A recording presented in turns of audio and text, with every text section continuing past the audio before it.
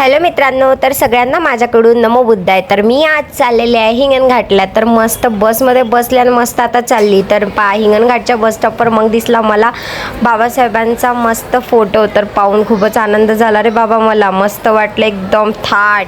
मग बघितली तर बस आली होती गावाला जायची। ते हे पोरं बघा शाळेचे कसे दप्तर टाकून राहिले पप्पा, आपल्या भाषेत दप्तर म्हणत असतो आपण बॅगला। तर किती मस्त दिसून राहिले नाही। हे पोरगं तर नाचूनच राहिलं बाप्पा, तिथं गोल गोल घुमत आहे, काहून का माहीत नाही का झालं याले तर। आणि हे बघा लास्टमध्ये यानं पकडली खिडकी आता, आणि मग आता जाते तर इकडून बसते। मग आली मी घराकडे। हिंगणघाटमध्ये गावात पोचली तर लाईटच नव्हती बाप्पा यांच्या गावाले। मग मस्त लाईट लावले, टॉर्च आम्ही मोबाईलचे, आणि चाललो बडबड बडबड करत मस्त घराकडं पोचल्याबरोबर पाहिलं तर मस्त काकू पोळ्या बनवत होत्या चुलीवरती। तर मस्त वाटलं, आणि काकू मस्त हसते, कायली दाखवते पप्पा म्हणते, मला म्हणते। मग हे बकरी दिसली तर हिचे डोळे तर बाप्पा लई स्मार्ट बाप्पा, लई सुंदर दिसत आहे हे तर। मग हिची पप्पी घेतली, मग आली किचनमध्ये। तर हे जुन्या प्रकारची किचन आपली मस्त वाटते इथं, म्हणून जुनंच घर चांगलं रे।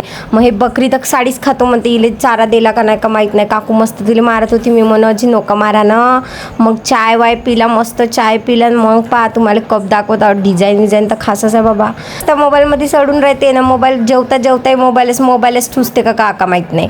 मग इथं आली, मस्त वंदना वगैरे घेतली, नमन वगैरे केलं बढिया, आणि मग गेलो विहाराकडं। बाबासाहेबाची प्रतिमा पाहून तर बहुतच आनंद झाला की गावात पण मस्त विहार राहते विहार बघू शकता तुम्ही, किती सुंदर आणि मस्त थाटपणी एकदम मस्त। बाया आल्या आणि मस्त बसल्या बाया विहारामध्ये, गप्पा वप्पा मारल्यानं बाया। आणि हे एक बाई तर कशी बसली बाप्पा विहारामध्ये, अशी बसली का सांगावं, गरज होई तिचं।